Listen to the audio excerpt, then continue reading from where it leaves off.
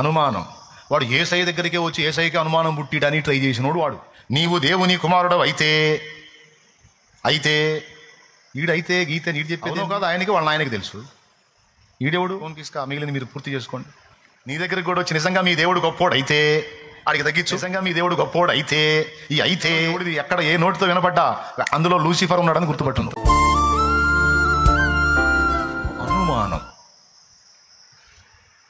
అనుమానం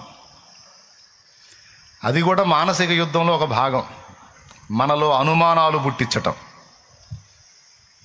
ఫస్ట్దేమో అవమానపరిచి కృంగదీసి చేతగానాళ్ళలాగా చేయటం. రెండవది అనుమానాలు మనలో తెప్పించటం. ఇది కూడా వాడు మన మనస్సు మీద చేసే యుద్ధము, దాడిలో వాడు ఉపయోగించే తంత్రం. మనకి అనుమానాలు పుట్టించటం. సౌలు దగ్గరికి పోయాడు. ఫస్ట్ యుద్ధం అన్న దగ్గర అవమానం అయిపోయింది. ఇప్పుడు సౌలు దగ్గరికి పోయాడు. సౌలు అంటాడు, వాడు బాల్యము నుండి యుద్ధ విద్యను అభ్యసించిన వాడు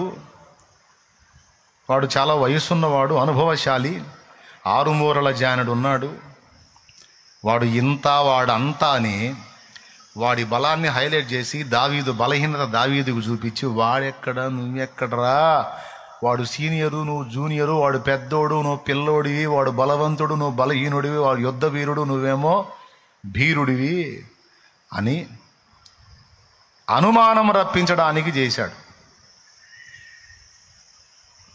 సౌల్లో ఉన్న ఏ డౌట్స్ అయితే ఉన్నాయో అవన్నీ కూడా దావీదుకు పంపిణీ చేశాడు. దావీదు మనసులోకి. అవునా కాదా?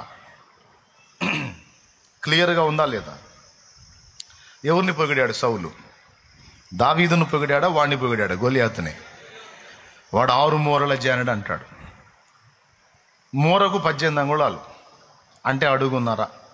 నా మూర 20 అంగుళాలు పైన ఉంటుంది, కనీసం 20 అంగుళాలు ఉంటుంది నా మూర. అందరి మూర 18 అంగుళాలు ఉంటే 18.5 అట్లు ఉంటే నాకు కరెక్ట్గా మొన్న టేప్ పెట్టి కొలిసా 20 అంగుళాలు ఉంది. అంటే ఈ మూర ఎందుకు కొలిసానంటే గొలియాతు గడ్డ ఎంత ఉంటాడో చూడాలని. దేవునికి స్తోత్రం. టేప్ దొరికితే ప్రయోగాలు చేస్తుంటాను. కరెక్ట్గా 20 అంగుళాలు ఉంది. అంటే 20 అంగుళాలు అంటే 4 అంగుళాలు తక్కువగా 2 అడుగులు. అట్లాగా వాడు 6 మూరలు ఉన్నాడు. 6 మూరల జానెడు. కనీసం 11 అడుగులు ఉన్నాడండి వాడు. 11 అడుగులు. 5.5 అడుగోడు వాడి ముందు నిలబడితే డబల్ ఉన్నాడు. ఇట్ట చూడాలిక వాడిని స్తంభాన్ని చూసినట్టు. అందుకని సౌలు అంత కలవరపోయింది. వీడేంద్ర ఇంత పొడుగున్నాడు, ఇంతలా ఉన్నాడు, ఇంత ఎత్తున్నాడు, ఇంత బలవంతుడైనాడు, అన్ని కవచాలు పెట్టుకున్నాడు, అన్నీ చెప్పాడు. వాడు యుద్ధ తంత్రాలు తెలిసినోడు, నీకు తెలియదు. వాడు కవచాలు పెట్టుకున్నాడు, నీ కవచాలు లేవు. వాడు సూర్యుడు, నీవేం గొర్రెలు కాచుకునేవాడివి, నీకేం తెలియదు. నువ్వు బాలుడివి, నువ్వు చిన్నోడివి, నువ్వు పిల్లోడివి, నీ వల్ల ఏమైద్ది? మనం ఏదైనా గొప్ప కార్యాలు మునుకుంటే కొంతమంది నలాల వీక్నెస్ తెప్పిస్తారుగా. అనుమానాలు పుట్టిస్తాడు సాతాను. అక్కడ కూడా దావీదు దులిపేశాడు. సార్, వాడెంత పొడుగుంటే నాకెందుకు, నేనెంత పొట్టిగుంటే నాకెందుకు, యుద్ధం చేసే దేవుడు. నేను ఆధారపడింది నా ఎత్తు మీదో వాడెత్తు మీదో కాదు, నా దేవుని హైట్ మీద ఆధారపడ్డా. నేను ఆధారపడింది నా బలం మీదో ఇంకొకటి బలం మీదో కాదు, నా దేవుని బలం మీద ఆధారపడ్డా. నేను ఆధారపడింది నా కవచాల మీద, నా భద్రతల మీద కాదు, నా దేవుడే నాకు ప్రాకారం అనుకున్నా. నా జ్ఞానం మీద కాదు సార్, నా దేవుని జ్ఞానం మీద, నా అనుభవం మీద కాదు, నా దేవుని అనుభవం మీద నేను ఆధారపడ్డ. పర్మిషన్ ఇరా స్వామి, నేను పోయి యుద్ధం చేస్తానని చెప్పాడు. అప్పటికి ఇతనికి మనశాంతి లేక, నా కవచాలు దొడుక్కొని ఆయన అన్నాడు. ఆయనేమో 7 అడుగులు ఉంటాడు, ఈయనేమో 6 కూడా ఉండి లేనట్టు ఉంటాడు. 7 అడుగులోటి కవచాలు 6 అడుగులోటికి ఏం సరిపోతాయి? లూజ్ కావు. అవి 2 తగిలిచ్చేసరికి, సార్ ఈ మోసుకొని ఆడికి పోయేసరికి కూలబడతా వద్దు, తీయండి సార్, నాకు సెట్ కాలేదని తీపిచ్చాను. దేవునికి స్తోత్రం. ఏం అవసరం లేదు సార్, నేను పోతా, నీకెందుకు వాడిని వైనం చేస్తాను, నా దేవుడు ఉన్నాడు నాకు తోడుగా, వదిలేసాను.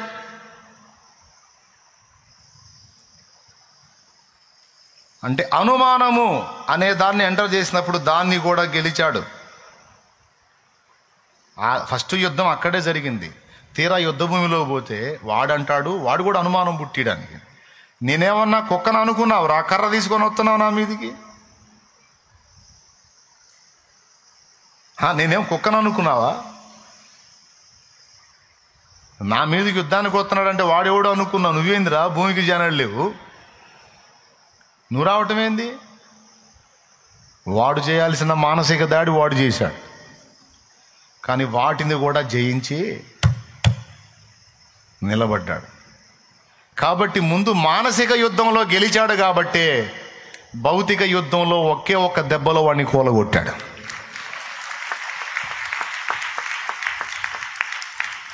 నున్నన్ని రాళ్ళు 5 రాళ్ళు ఏరుకున్నాడు. ఎందుకంటే ఆ టోటల్ ఫిలిస్తీయుల టీం మొత్తంలో కూడా 5 ఉన్నారు వీళ్ళంటి పొడుగోళ్ళు. ఈ నేస్తే మిగిలిన 4 వచ్చారనుకో, ఒక్కొక్కడికి ఒక రాయి, ఒక రాయితో వీడు అయిపోతాడు. ఇక 4 ఉంటారు కదా, వాళ్ళు ఎవడొచ్చే వాడికి ఒక రాయి. 5 తలకాయలు చూశాడు, 5 ఎత్తరులు ఉన్నారు వాళ్ళ సైన్యం మొత్తంలో. కాబట్టి 5కి 5 రాళ్ళు ఏరుకొని సంచిలో పోసుకొని ఇక దిగాడు రంగంలోకి. ఒక్క రాయే ఎక్కువ, ఈ 2-3 రాళ్ళు అవసరంలా, ఒక్కోడికి ఒక్కో రాయి. దా ఇక రండి, దేవునికి స్తోత్రం కలుగును గాక. చెప్పు గట్టి చెప్పు. ప్రియమైన బిడ్డ, మానసిక యుద్ధములో ఎప్పుడైతే నువ్వు గెలవగలుగుతావో,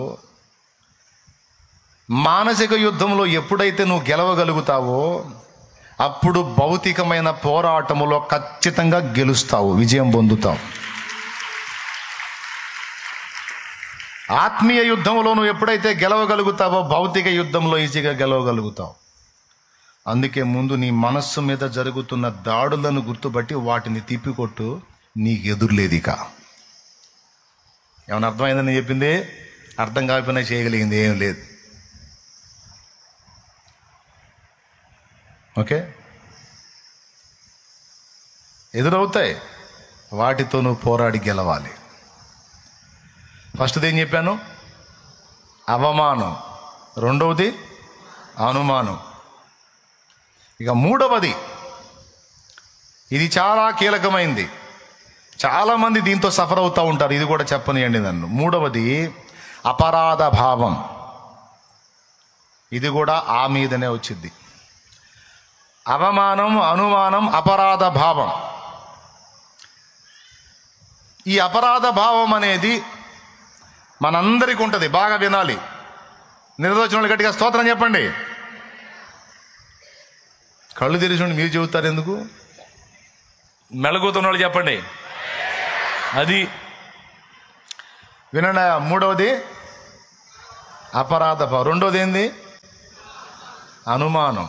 వాడు యేసయ్య దగ్గరికే వచ్చి యేసయ్యకి అనుమానం పుట్టిటని ట్రై చేసినోడు వాడు. నీవు దేవుని కుమారుడు అయితే ఈడైతే గీతే నీడు చెప్పేది ఏంది? అవునో కాదు ఆయనకి వాళ్ళ ఆయనకి తెలుసు. ఈడెవడు? కోన్ కిస్కా, మిగిలింది మీరు పూర్తి చేసుకోండి. యేసయ్య దగ్గరకు వచ్చి నీవు దేవుని కుమారుడు అయితే ఈ రాళ్ళు రొట్టెలగునట్లు ఆజ్ఞాపించుము. రెండవది, నువ్వు శక్తి గలవాడి అయితే, నిజంగా దేవుడు నీకు శక్తి ఇచ్చి ఉంటే పైనుంచి దూకు. నీ దగ్గరికి కూడా వచ్చి నిజంగా మీ దేవుడు గొప్పోడు అయితే ఆడికి తగ్గించు. నిజంగా మీ దేవుడు గొప్పోడు అయితే ఆడికి ఉద్యోగం తెప్పించమను. నిజంగా మీ దేవుడు గొప్పోడు అయితే ఆడికి అప్పులు తీర్చమను. నిజంగా మీ దేవుడు గొప్పోడు అయితే, ఈ అయితే అన్న స్వరం ఎవడిది ఎక్కడ ఏ నోటితో వినపడ్డా అందులో లూసిఫర్ ఉన్నాడని గుర్తుపట్టు నువ్వు. ఎందుకంటే అయితే అనే స్వరం వాడిదే. సైతాన్ అనుకో, అయితే ఏందిరా, నా దేవుడి చిత్తం తప్పకుండా అయితే దేవుడు కార్యం చేస్తాడు, అంతే. దేవునికి స్తోత్రం. యేసయ్య దగ్గరికి వచ్చేవాడు చూడు, కుమారుడు అయితే అనుమానం పుట్టియటం అంటే శరీరంలో ఉన్నాళ్లే, ఈ శరీర భ్రమలో ఉంటాళ్లే, ఈజీగా మోసపోతాళ్లే, సందేహం పుట్టిద్దాంలే, అనుమానం పుట్టిద్దాంలే అని ట్రై చేశాడు. యేసయ్యనే వదలలేదంటే వాడు, నీకు నాకు అనుమానాలు పుట్టిడా? గుర్తుపెట్టుకోండి, అనుమానమన్నా సందేహమన్నా ఒకటే. అనుమానమన్నా సందేహమన్నా ఒకటే. ఈ సందేహం అనేది ఎదురైనందున చాలా వాటిని పొందలేం. మనం అనుమానించుట ద్వారా చాలా వాటిని పొందలేం. మనం దేవుని యొద్ద నుండి ఏది పొందాలన్నా సందేహం ఉండకూడదు. ఇదిగో, ఎవడైనను ఈ కొండను చూచి నీవు లేచి సముద్రంలో పడమని తన మనస్సులో సందేహింపక ఒకడు పలికిన ఎడల అది అలాగూ జరుగునని మీతో నిశ్చయముగా చెప్పుచున్నానన్నాడు. అంటే మనం పలికినవి, మనం తలంచినవి, మనం ఇచ్చయించినవి మనకు దక్కకుండా చేసేది అనుమానమే. మనల్ని శక్తిహీనులను చేసేది, దేవుని శక్తి మన మీదకి రాకుండా చేసేది అనుమానమే. ఆ అనుమానం అనే దాన్ని గొడ్డలు తీసుకొని నరికాడబెట్టాడు దావీదు. సౌలేమో బలవంతుడే కానీ ఆ అనుమానం దెబ్బకి ఆడ కూసున్నాడు. అదే సౌలు యుద్ధరంగంలో పోతే దేవుడు తన బలం ఇయ్యడా? దావీదు నుండి వచ్చిన గెలుపు సౌలు నుండి ఇప్పించడా? కానీ సౌలుకు అనుమానం.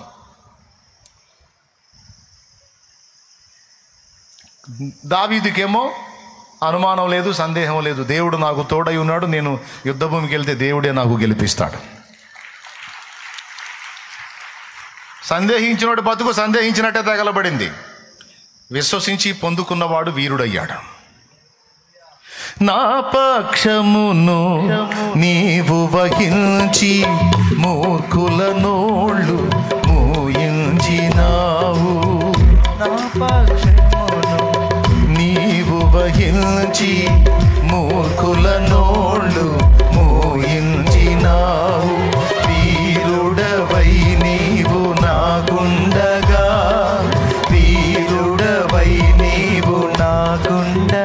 ఎందుకురా మారుస్తావు? మార్చవలసిన లేదు. ఒక స్త్రీని అడ్డం ఉంచో. నాకింక దిగులే